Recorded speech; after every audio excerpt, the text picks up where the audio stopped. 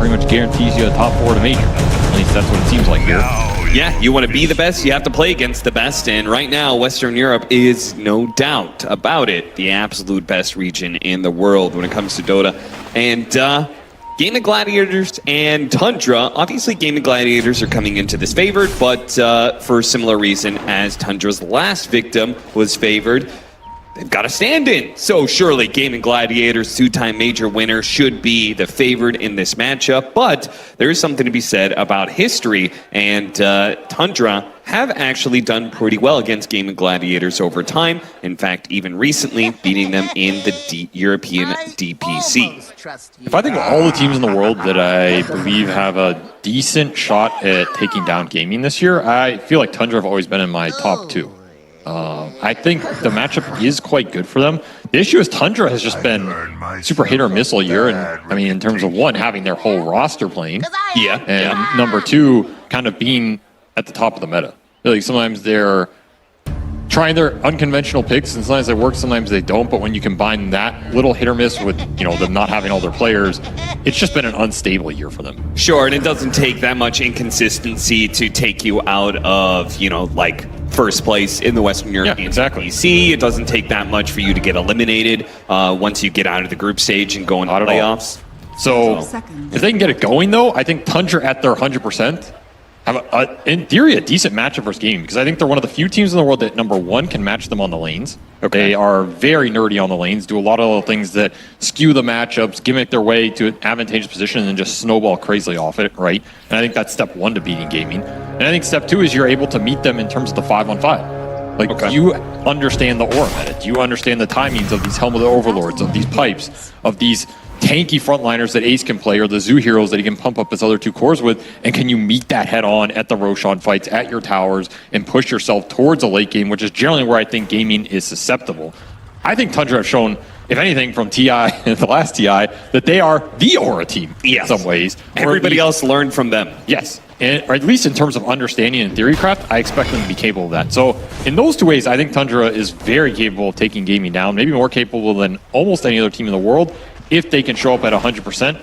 That's what we're going to find out today. I mean, this is the first of what could be 2 meetings from these teams, right? Yeah, absolutely. So it's a lot about taking this victory and also about learning how this tournament meta is developing and what you want to propose here, because Morphling got ignored, and now teams are ending up with some diversity in the carry pool. Sven versus Void. Not a fun matchup generally for Sven, which to me says Skeeter wants to get out and have a pretty fast early game here, at least a free farm lane. A lot of blood grenades being thrown around in this bottom lane. DyrachYO tried to go for the kill on 33, but of course, without the chance to bash, not going to work out level 1. A lot of creeps still alive, so things can get very awkward if you get this many creeps staying alive while you're battling like this. AUI barely able to get out from an attempted kill at top lane. And then our mid matchup, we've got the Quinn Timbersaw versus Snapfire, which is a matchup we've seen a number of times at this point, and is something that, yeah, Timbersaw can get close on Snapfire and kill her pretty quickly, but most of the lane and a lot of team fights, Snapfire does have an advantage. It's also a lane just designed to not let Timber run some hero over, which has generally been how this mid Timber has won games for Gaimin. Right. And it's something else you have to think about with Gaimin. You do not want to give Quinn a favorable matchup, especially one that can create a pressure area that's going to force your supports to collapse on the mid and just get routed in the 3-on-2, 3-on-1. So Tundra, part of the Snapfire mid is it's a hero that they don't necessarily need to help. At least they shouldn't over the long run, which is good because they need these supports on the side lane. Sven and Tide are not heroes you want to leave alone early here, and they're going to do some little tricks to make sure they get advantage. Half pull top by AUI, little gush into tree grab action bottom to try and get some physical traits, and though Sneyking is getting run down, should be okay here. This is a tough lane, the double melee lane into Faceless Void. Yeah, and also against a Bat Rider. Feel like those two are naturally advantaged against melee heroes, but they're doing their best at comboing, as you said, the gush into physical damage, trying to get time walks out of the Faceless Void, then put damage on him.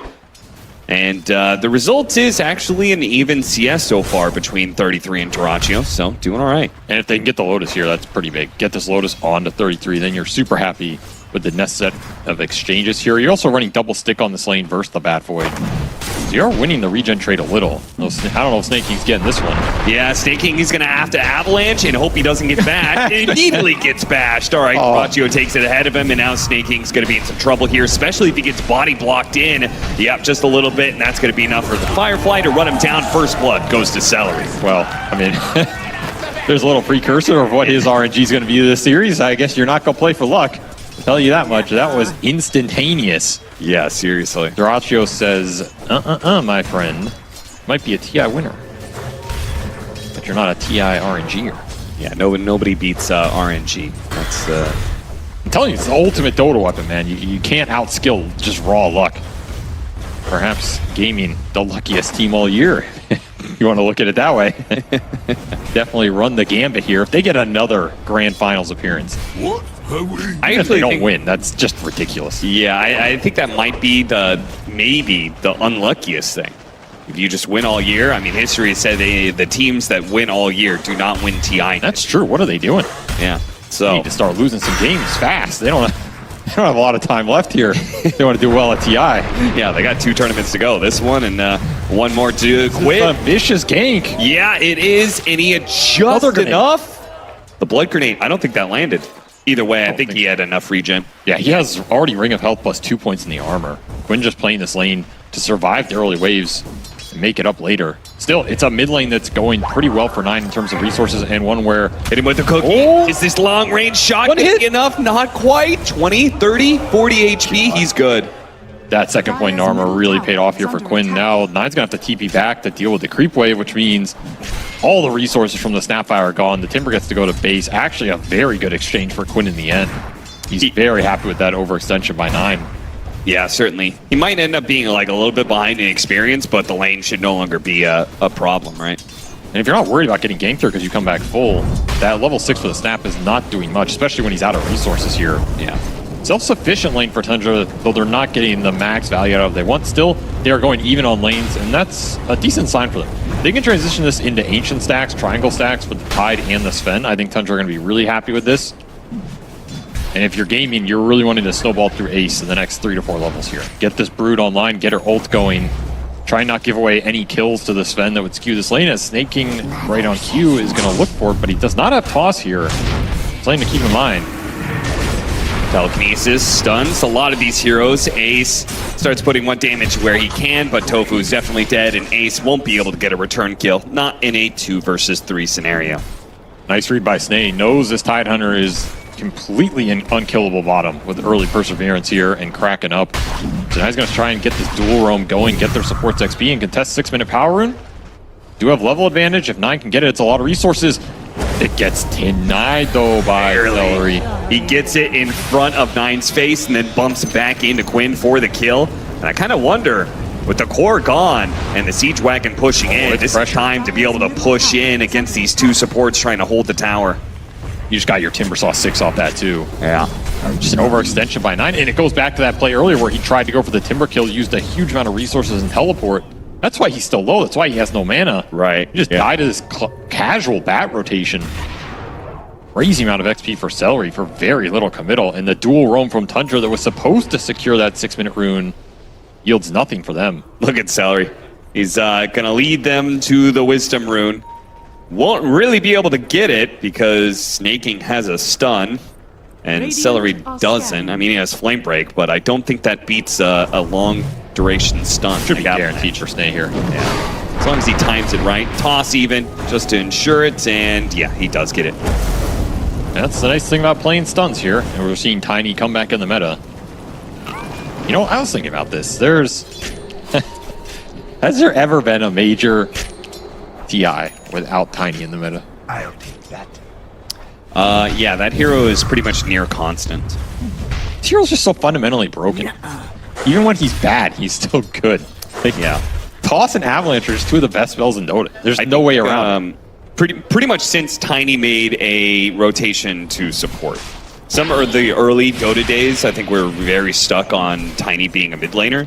So sometimes he wouldn't get picked up. But once this hero became viable as a support as well as a mid, then it was flexible enough to be in every meta, it felt like. Still, even those early days, I mean, I remember a little known team as Rattlesnake Gaming where a certain Lanham earned himself a big dick nickname, and that was off the tiny swinging the big club there. So even in some of these early TIs, he was making his presence felt, as Skiter makes his presence felt with an early God Strength off level 6 Sven with a TP. They really do not want to give any room to the Quinn Timber pushing in this mid lane, taking the tower.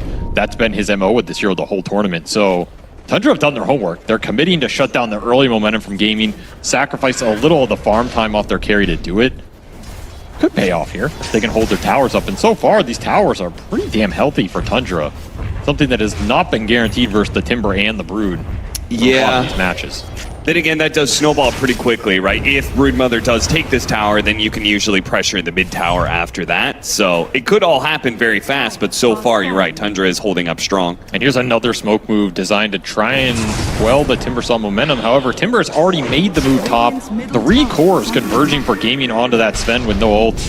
Yeah, Tundra's going to be here just a bit too late for it, and their carry is going to die. Maybe they'll still fight around it, though. I mean, if they get the opening for the kisses. This is where you want to put the Snapper to use. Tundra really need a big core kill here. Follow it up this with game down. Really nice chain stun. Very he's nice. alive. Not enough. Oh, and the Chronosphere at the final kiss, it burned it out, actually. And this Chrono's not dealing any damage. It's just to turn into a pig and run away. Time dilation will get DyrachYO out of there, but not what Gaimin were looking for with this big triple core rotation. They will get the tower damage mid. Man, they are relentless on these objectives. It's so hard to stop them getting a tier 1 down somewhere. Is Skiter gonna die again? It looks like Quinn wants to commit. It's going to be a close call, but he does get it with the last whirling death before the saves can come in. And that's Tundra chasing this Timber with everybody watching their carry die to him. It's so much damn space, and I think he's gonna live too.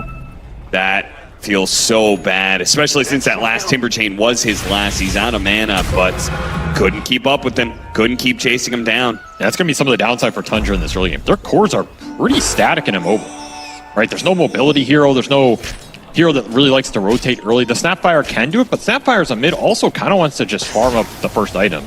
The Tide and the Sven are going to be pretty clunky in this game, so Tundra, they're trying to react to the Gaimin early momentum. I don't know if their heroes are that well suited for it. The flip side is if they just bring everybody in these lanes, they can push it with the hammer, which 33 already took bottom tier 1, so they're finding trades. This Tide Hunter is going to be really farmed. In that sense, maybe Tundra's not too sad if they continue to trade the map. What do you think about this swap of the Broodmother now occupying the bottom lane with the tier 1 tower gone and DyrachYO staying up at top? It's a very curious swap. I don't think I've seen Ace do this a lot. Yeah. Generally, Gaimin will just keep going to the lane with the Brood in it to plow down that tier 1, or they will fight elsewhere and let the Brood take it on her own. Now she comes back after pushing in that bottom lane, goes through the portal with the spiders and shows up to try and help DyrachYO here. He's going to need the help with this many heroes, but Quinn, he'll be able to even the odds here, posing the mid laner and run down the 2 supports. These are just not good engagements for Tundra to be in. They're getting sucked into disadvantageous core fights, and their Tide Hunter just can't get here. He's too damn clunky on the map. Yeah. 9 goes down, infested by the Broodmother here, and another triple core conversion for Gaimin. This is why I was curious as to Ace going bottom, because I think this is what Gaimin want to do. If they feel like the Brood's hitting a brick wall, they just bring everybody up there and say, well, screw you. Now you have to fight our Broodmother. You can't do it.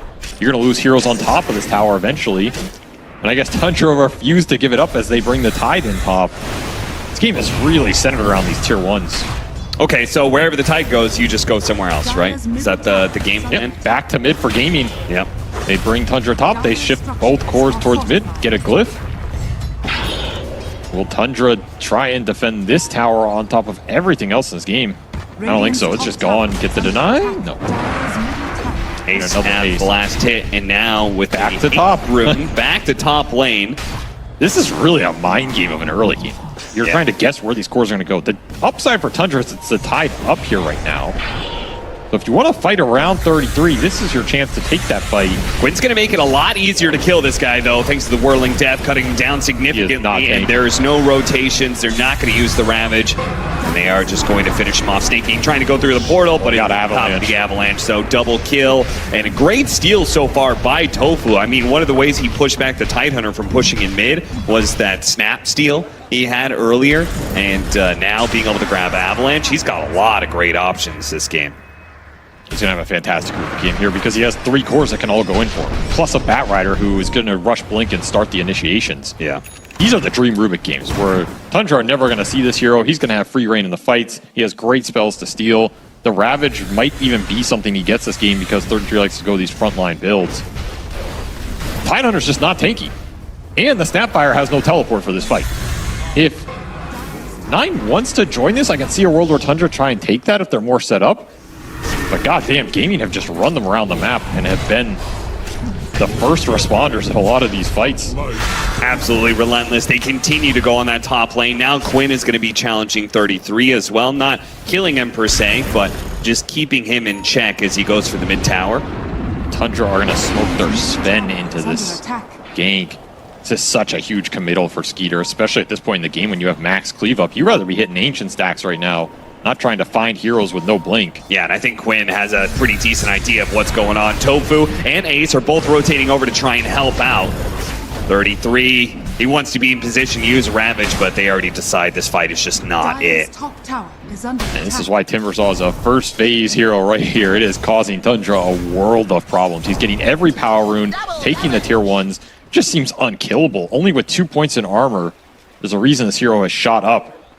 Yeah, and I think it shuts down 33's pool quite a bit, right? Because they were talking about on the panel how he's either going to be playing these micro heroes or he's going to be playing these tanky frontliners. He's not going to go Tidehunter that goes fast Blink Dagger. He wants to be big and bad and sitting in front for as long as possible. And Timbersaw is the antithesis to that right there. I mean, you can't sit in front of Rizrak here. No. The man don't care. He's too mentally unstable. It's true.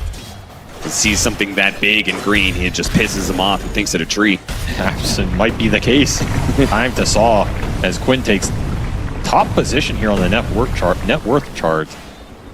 Tundra still looking for farm answers on the map. That's a Kiss's bottom. Yeah, doesn't get the kill, and the Bat Rider actually completes the Blink Dagger thanks to staying alive. The one thing we should think about this game, though, is Gaimin have built a decent amount of momentum.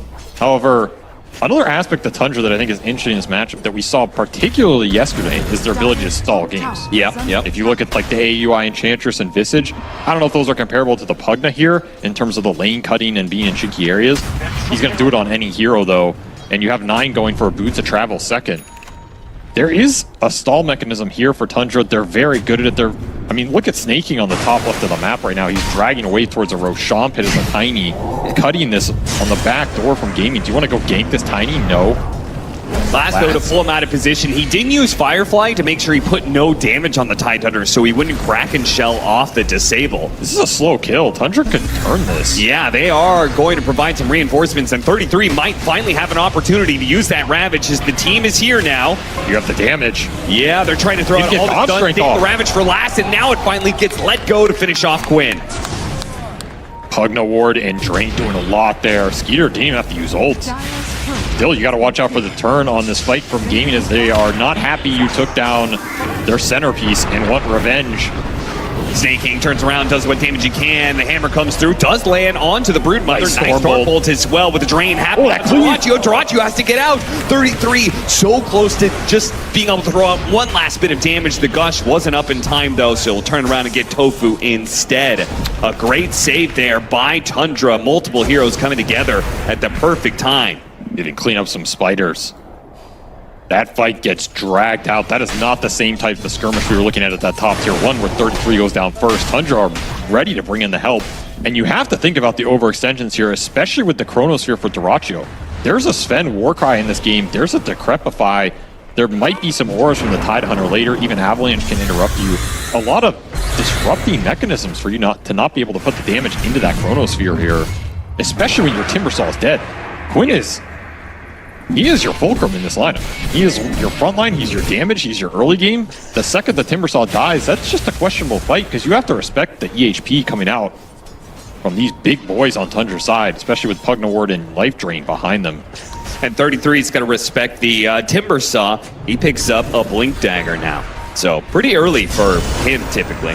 Yeah, this is not his casual build, but he just feels he's going to need to be the initiating power here.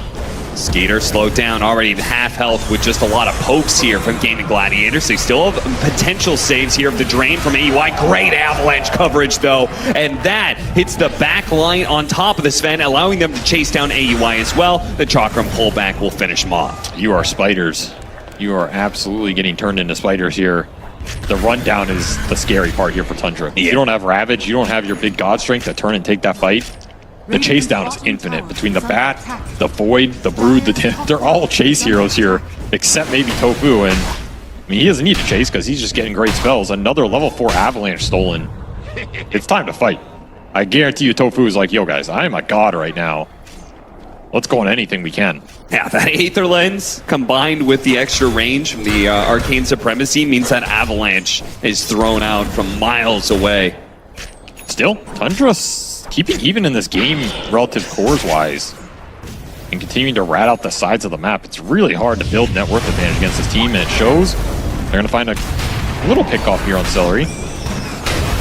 Yeah, something to work with, something to keep more pressure on the bottom lane and start hitting that tier 2. They're going to lose Sneyking over here. Skiter shows up. Immediately storm bolted right back by tOfu. There's a blink on 33. You got to be careful here if you're gaming. You don't want to get caught by this Ravage into Kisses combo. You said, though, the cores are keeping up. It's the difference in the supports, and you could see that with the utility.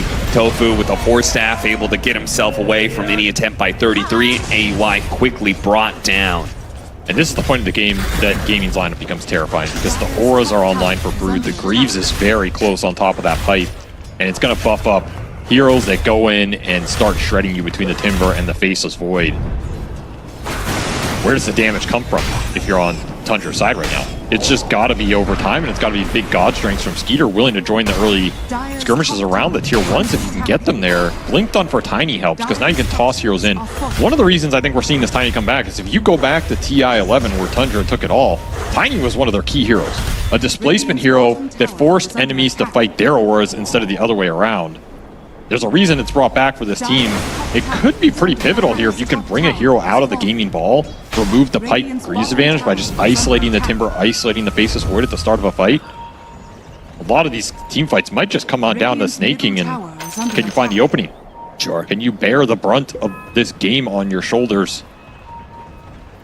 As 33 hammers mid. Across, but finding nothing for it.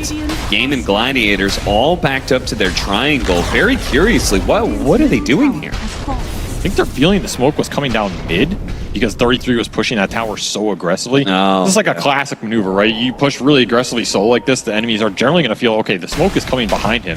That's why he's playing up so far. It was actually a jabait. Tundra went top, but they jabaited themselves because Gaming are happy to just defensively farm right now. Yeah. So both these smokes are probably going to yield nothing. They might catch 9 bottom. This is just a hard smoke to land. The lanes are not very favorable for Gaming right now because they hit on that high ground. That's the downside. Your next move becomes more difficult as Tundra have all the information in the world. Octarine next for Quinn, while the Snapfire, the opposing mid, is going to go for BKB. Pretty necessary in this game, it feels like. Just needs more survivability. Anything for them to just be able to push into a point where maybe I could see a world where 9 specifically is able to scale and give Tundra a better chance to turn this game around later. He's going to try and bait it out here. Tundra are ready to take this. Yeah, they are. Stack Caught together with the God Strength. Skiter laying into him, but the Chronosphere is blinked into it. They do have the Mortimer's Kisses raining down. Oh, that's going to help out quite a bit, but 33 jumping into that one felt pretty bad, and he's got to be careful of Quinn now. Got to dodge this last Timber Chain Whirling Death. Attempting Ravage goes out, but it's too late. The damage is done, and the Watermelon falls. That's the strength of Chrono this game. And this is why this Sven Void matchup just sucks, because even if you don't kill Skiter in that ult, it just ruins his team fight, and then Tundra are gonna have to try and bail the Sven out, and if you cannot turn properly, it's just a disaster. Also, time dilation. Really wrecking what Tundra want to do here between the Pugna and the Tiny. Like, Sneyking blinks in, he gets a combo, and he's dilated for the rest of the fight. Right. You're not getting a second jump, which is something you kind of need here, because that toss, it stacked the heroes for the Stormbolt, but it did not displace a hero from this gaming ball. And then they're happy to take that fight. Of course, if 33 does not blink into the Chrono there, it might look different, but still, the Void was BKB. So he's not saving the spend in that scenario. Yeah, no, certainly. That's just a tough fight for Tundra, and I think it's going to shift more weight onto these toss backs instead of the toss stacking that we saw there, because I really think you have to throw these heroes out of Gaiming's reach and make them jump into you to set the fight up for the Tide Hunter. Right. 33 is just way too squishy if he blinks in aggressively. Radiant's top tower has fallen. That'll be Octarine done for the Timbersaw, and Aegis for DyrachYO here. It's a good Aegis Faceless Void game. Because the time dilation is so effective, because the burst mechanisms on Tundra are not guaranteed, DyrachYO can just go in these fights first, play aggressively, use the Aegis without even popping BKB and be a menace. Nice catch. Big kill if they can get it. The Force Staff makes things a little bit more annoying, though, and tOfu gets away as a result. And now they have to just run for their lives. As all of Gaimin Gladiators look to punish, quickly sandwiching this area. They'll find AEY 2000. He's definitely dead, and still a chance for Sneyking to get caught as well. As, yeah, he's going to be finally lasso pulled back in. DyrachYO will pound him to dust, or I guess gravel.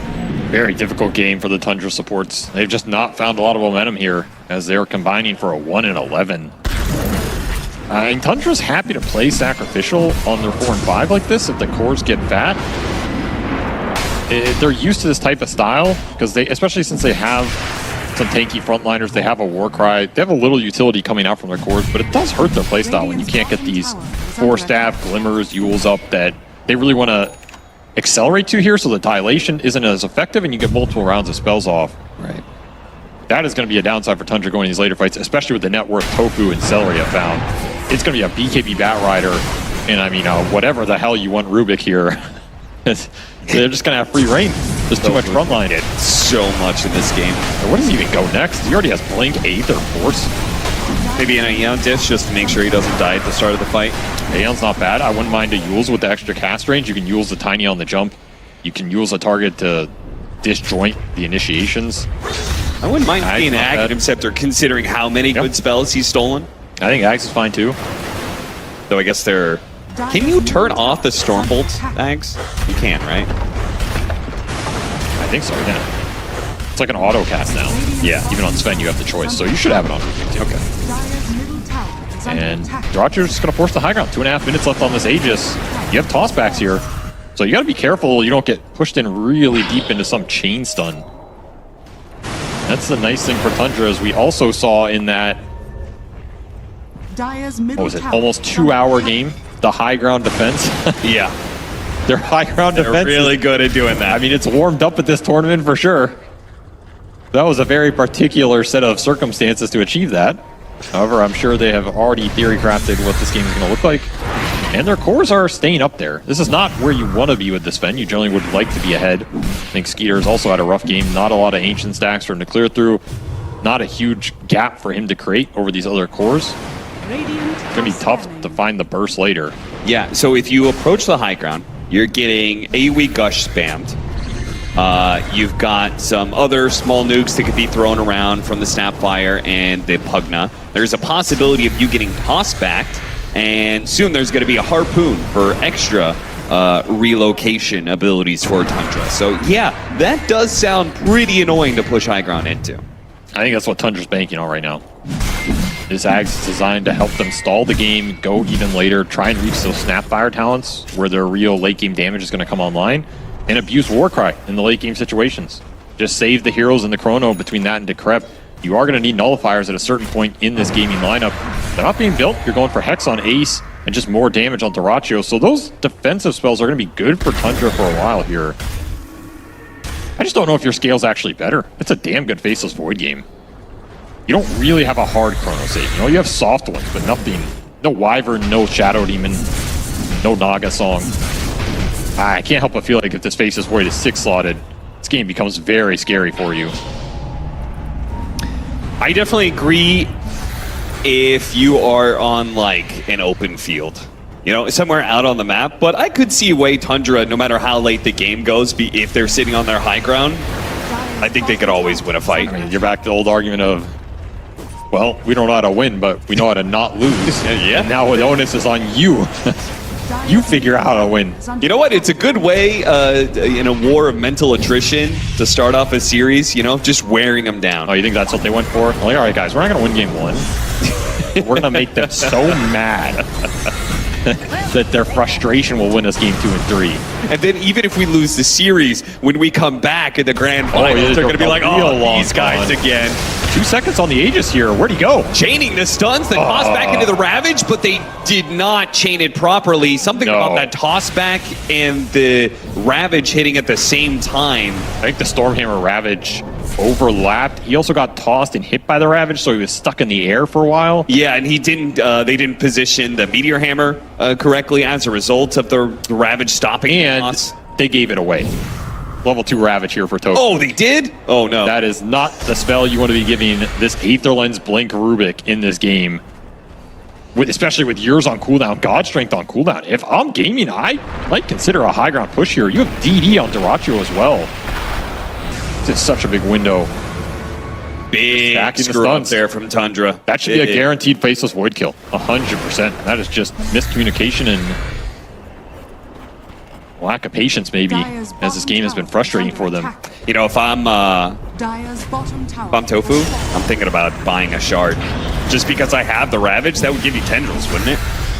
Jump forward, true, yeah. AUI. Imagine tendrils with that kind of range. That is a well worth obs there from Seleri. Finds the tiny pickoff. That's going to open the high ground even more. He's their tossback stall mechanism here. DD's going to get some value. A lot of value. As they're hitting both mid and bottom lane, so that gush spamming is a little bit more annoying. But we did see earlier the 9 smoked out, or maybe shadow bladed out, actually. Didn't notice that he had that. Yeah, but look at this build, by the way. Manta Shadow Blade. Oh, this is like... Don't worry, guys. We're going to win in 40 minutes. And I'm going to push lanes and farm camps with Manta Snapfire illusions. Or at least scout some areas so he can't get found. That's why there's an early gem on Quinn right now. He's trying to hunt him. Sec AC, not the item. Guess it's a little too cold in the Gaimin Gladiators booth right now.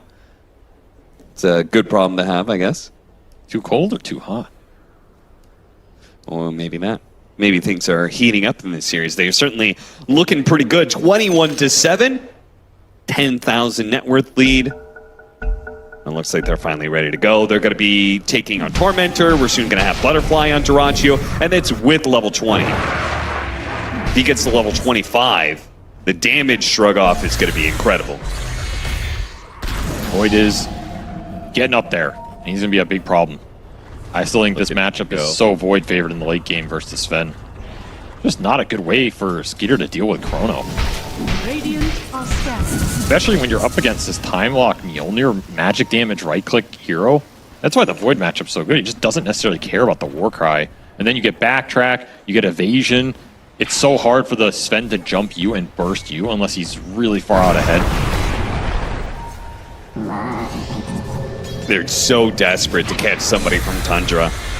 And look at the line just instantly drawn from 33. It's like, get the hell out, guys. I'm going to push the map, stall this game. We're going to rat him up some more. Good luck, Sneyking. He's got a glimmer, but there's a lot of AoE damage coming in from Quinn.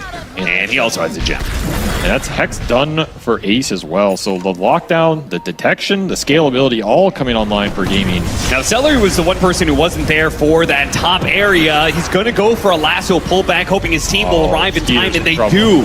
Because of his BKB, he stays alive, and now Ace, Quinn, they're going to try and chase down 9 first, while Skeeter's going to be kited during his God Strength. There goes that Ravage put to use. Chain stun all over the place. He cannot get anything off. He had BKB TP potential if the Void wasn't there. He was just not expecting the Ravage. Now he gives up level 4 Stormhammer. Just not enough rat action for Tundra to stall this game. The start was too slow, and the auras are building up for gaming. It's prime time to force this high ground. Roche be damned. Yeah, Quinn knew somebody's around here. Seleri was doing it earlier. He doesn't manage to kill AUI, but he'll just stop him from split pushing another way. And he has early bots as well, so he can just join this fight. Yeah. He's just making sure there's nobody cutting back here. He can refill his mana. A very patient push by gaming. Don't have to commit the Chrono here. You can just hit the buildings. Well, he will commit the Chrono. I guess he had enough of AUI. BKB to get rid of the Avalanche stun and goes to work. Kills AUI 2000. Now he's going to kill 33. Oh no! The Ravage actually goes off. 33 able to get away. But Quinn, he's going to show up with the Shivas. That'll clip him. I mean, Ravage is irrelevant in this game if your Sven is not hitting people during it. Yo, certainly. These have just been completely desynced for Tundra in this game one, not finding much momentum in this game. 7 kills in 30 minutes. And it looks like that's just kind of it. I don't know if they have the damage to punch through Shiva's Octarine level 20 Timbersaw with the extra magic resist talent. He is 14-1. I do not think this is a hero Tundra are going to give Gaming next time. Or at least maybe try and hard counter it a little bit better. Yeah, their answers were not convincing. They're going to go for the God Strength play with the Cookie Chain Stun. Yeah, they do manage to get it pretty nicely with the Avalanche over the top. They kill Ace. Now a lasso pulling in 9. 9 still on the high ground, but DyrachYO will make short work. The bump back onto Sneyking to ensure DyrachYO stays in melee range of that support. Now jumps on AEY 2000 while 33 going to be targeted by Quinn. skiter doing what he can to challenge DyrachYO, but against that butterfly, he really just cannot guaranteed put damage in. And the time dilations, just destroying them on the backside of these fights. It counters so much of the reinitiation power that this Tundra lineup wants to have. There's a toss back in with the tendrils with a follow-up stun. DyrachYO finally falls. That's a big kill to get. 2,000 gold for that streak. And now Quinn might be caught as well. The harpoon pulling him back in, slows him down with the chakra. Maybe skiter needs to be a little bit careful here. They're going to go for the kill. Quinn turns around, does what he can, but he falls before he can get the return kill. That was another streak kill. Yeah, that's another. So they just got 4,000 gold off of the kills. That's a way to come back in this game, I guess. It does cost you a tiny buyback, and you lose 2 sets of racks here. So I don't know if Gaming are exactly sad about that entire exchange, but a glimmer of hope. But maybe they get Roshan as well. I think you have to force it here if you're Tundra. Yes. You absolutely have to just run to this pit, scout it out. You have God Strength back up in 10. Use the Tide Hunter buyback there. Radiant are scanning. One of those situations Gaimin Gladiators are going to look back on and say, okay, that was an example of us being a little bit overzealous. We could have just backed up and done Roshan after getting 2 lanes. It's the type of thing that can throw a game. Yeah. Might not come back to bite him here, but definitely a little lack of discipline. And they gave up Gem too, so these Glimmers become better for Tundra. They maybe get an extra keyword on the map. And this is Aegis plus a cheese. Probably, I'll see who takes this. Honestly, I could see a world where you get 9 Aegis if skiter feels like his second life is not as valuable, but says, no, I am the carry. Give it to me. Yeah, maybe if 9 was a little bit higher level and a little bit closer to that physical damage build. But as it stands... Yeah, he still needs his level 20 here. Yeah. Big deal for Tundra to try and unlock some more physical first and use their chain stuns effectively, because that's the way they're taking the fight. Tossing people back into a Stormhammer, into an Ava, into a Ravage, into a Tendril. Shard is up for 33 now, and he's working towards Hex.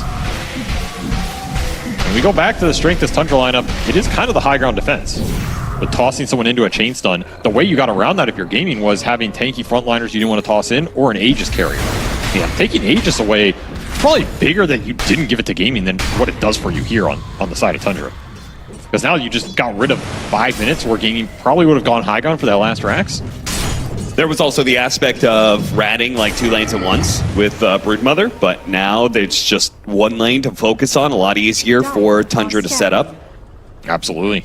A lot of awkward situations here for Gaimin Gladiators, but, you know, gold solves all woes, and maybe just raw net worth will allow them to be able to bulldoze through those buildings. It's a tough call. If you try and force this 5v5 on this bottom lane for the Megas and that fight goes bad, then Tundra are really back in it. Yeah.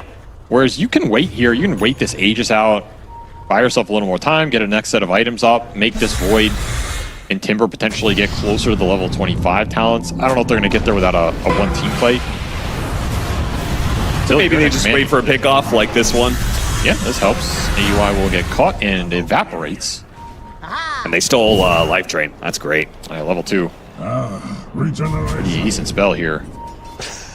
Drop to Sentry. Doesn't spot skiter in time. He is too damn fast. All right, skiter has Silver Edge. This is another initiation mechanism. Also something that can break some of the passives here in the reactive armor. Maybe you break the time lock if you get chronoed in return. I guess you're not, in theory, taking as much damage potentially, but it's more just him being on the front line, so when you go in and you toss or you ravage, the hits instantly start coming. Yeah, you gotta kill something, you gotta kill it really fast in this situation. It has to be a blink. The blink of an eye, and you make a hero disappear. Gaming do get these lanes in. You know what's funny? Some of that's just going to come back to RNG because, again, the butterfly on DyrachYO, but also closing in on 25. So you're going to have lots of chances to dodge damage. I mean, all these level 25 talents for Gaming are insane. They have to be some of the best in the game. The 20% backtrack for Void, absolutely massive. The level 25 BAT talent for Brood can also be a huge one. Yeah. Not with utility Brood, but it is a crazy talent, right? And the double chakra for Timbersaw. I mean, you really can't ask for some better late game talents here on Gaming side. Yeah, that's true. Continue to scale in the experience department. 9 does get his level 20. And did he complete Silver Edge as well? Yeah, so he's got the grit Silver Edge. combined with the heavy shots of the little shredder. It's a lot more damage. Can't underestimate it. Titan Sliver to buff it up even more here on the Universal Hero base damage. Not as easy to just take the head-on fight. Gaming it, particularly if the bat does not find the initiation and the Tiny does. That's the big question. Seleri has BKB. In theory, it's an uncountered BKB here. His jump should be pretty reliable, and I think it's how Gaming want to start all these fights. Displace the hero out of Tundra's ball and make them go into the Chrono and the Timber waiting. Look at this blind read that Gaimin Gladiators so good. brought They have the back. hack. Meanwhile, Tundra are going to be able to jump onto DyrachYO and burst him down. Look at Sneyking repositioning to ensure the toss. Great stuff there from Tundra. And it was at the same time that Quinn and Seleri were certain somebody from Tundra was going to be ratting the other side of the map. That's just a great read. Great observer wards as well to scout this. And Tundra find a huge opening here. 80 seconds, no void. He has no buyback either. He might just walk down and get a lane here if they're really confident. Aegis running out in 45. They still stack those stuns very heavily, though, which is a bit concerning when you're going for these single target chains. There was so overwhelming it didn't matter. It is something you're going to have to think about if a save comes through, if some random disjoint, someone gets lassoed. That stun overlapping might come back to bite you. Now Tundra going to look for more. 50 seconds, no void. Ooh, Seleri, you dodged fate there, my friend. Skiter will get the Timbersaw TP. Now they start heading back. The Aegis is going to expire, though. Gaimin Gladiators with DyrachYO coming back up in 30 seconds. That does come to question again. Like, now the Aegis is gone on Tundra. Are you going to try and push high ground, or are you just going to wait for Roshan? I have a feeling it's probably just going to be Rosh. Tundra keep cutting this lead, slowly but surely. This is one of those teams that will not go away. You have to beat them. Yeah. They are going to make you beat them. As another move gets dodged here, the game continuing to get stalled. That net worth lead, once up to 22K, is down to 14-13 here. Oh, nice. Mindbreaker for 9. Little shredder damage really amping up now. And you know what Gaming are thinking about these combos right now, because they are really trying to itemize to deal with them. You have double aesthetic cap for the Timber and the Brood here. Okay. Not an item that you see a lot of times because it's a very defensive item. Like, if you're snowballing, you're winning, you'd rather go for more damage or aggressive potential. That is so unfortunate. No MKB for Skiter. That'd be really awkward if he doesn't have his MKB during this Roshan respawn time. Yeah, this might come back to bite him. 3 minutes on the death. Let's see if it's a fast Well, Roach. he Quinn. Have it. He got blink off. Will it matter? The Cap helping out a little bit here. The team, Force Staff trying to help him. Ravage could cover some of this, but DyrachYO's going to be able to get the 5-man Chronos here. And he starts laying damage into 9. Skater's going to be next, lassoed up almost immediately as the Chronosphere fails. And that's going to be 3 dead, AY, and 33. Neither one, I think, is going to get out alive. This Gaimin Gladiators just going to go for gusto here. Run down as many heroes as possible, even through the buybacks are coming out, because one buyback will never come. That's going to be Skiter. The Sven won't be here for this fight. Tundra going to have to push through it anyway. Sneyking covering himself with the avalanche. Toss back all the way, almost into the fountain. DyrachYO daring it. Rod of Atos. He needs to be able to start backing up now. Kiss is going to be return fire on tOfu, pushing Tundra into their fountain. Left with only 3 heroes alive. They have to form a defense for the next minute. And that blink from Quinn was so damn clutch. It made them chase so much farther. You have to expend your blink and your harpoon just to get a couple Sven hits in, which just sets up the game-ending chrono potentially from DyrachYO. And those level 25 talents are now online. Double Chakram, backtrack for the Faceless Void. These fights just became even harder. Another lasso, Tendril trying to chain it, but they're just going for a Bat Rider. Meanwhile, they're losing more and more heroes with no buyback. Diebacks all around for Tundra, and Gaimin Gladiators will find finally close out game number 1. I mean, that- Reliably, like, doesn't reliably counter him from timbering away, like chaining away, but it's like something that you can use with the snap kisses to like kind of reliably kill him. Yeah, they had individual stunts, but even Tundra looked a little bit shaky on the execution. There was that one situation where DyrachYO was caught out, and then they kind of stacked the Stormhammer and the Ravage, and then misplaced the Meteor Hammer, which is rare execution mistakes from Tundra, who's a team who's historically very, very clean. But they fall in a game number 1. Gaimin, on the other hand, they're celebrating, and I'm sure they were celebrating in the game as well. Let's do a mic check on them.